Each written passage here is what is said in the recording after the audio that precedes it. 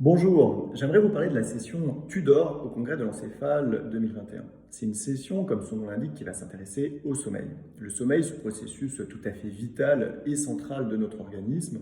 Nous passons un tiers du temps de notre vie à dormir et pourtant nous savons assez peu de choses sur ce processus vital. Alors depuis l'Antiquité, il est attribué des propriétés tout à fait incroyables au sommeil. Nous pensions que les dieux s'adressaient aux hommes par le sommeil, et notamment que le rêve était le messager des dieux et pouvait prédire tout un tas d'événements qui pouvaient nous arriver. Par la suite, par exemple, Galien va intégrer le sommeil à sa théorie des humeurs et le sommeil va permettre d'équilibrer les différentes humeurs. On pensait à cette époque d'ailleurs que le sommeil pouvait même stopper les hémorragies.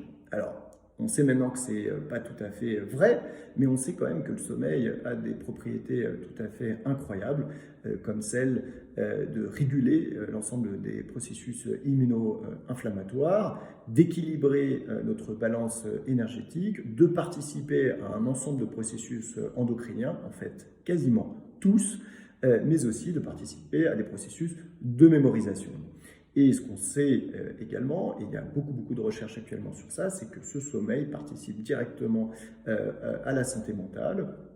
Et 3 communications de cette session vont s'intéresser à ce sujet, avec tout d'abord Julie Rolling de l'équipe du professeur Carmen Schroeder à Strasbourg, qui va s'intéresser à dette de sommeil chez l'enfant et l'adolescent, la goutte d'eau qui fait déborder le vase. Et Julie nous présentera finalement à quel point ces altérations du sommeil vont pouvoir altérer la santé mentale des sujets et même prédisposer à des pathologies psychiatriques.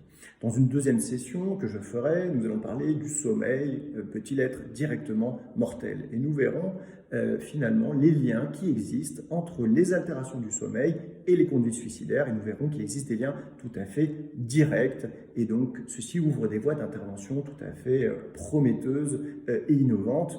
Et à ce titre-là, le professeur Roré Castro-Lopez de Nîmes terminera avec une communication sur un nouveau dispositif tout à fait innovant, Smart Crisis, qui permet une double surveillance du sommeil chez des patients qui ont présenté des crises suicidaires. Donc, nous vous attendons nombreux pour aller voir ces replays. À très vite.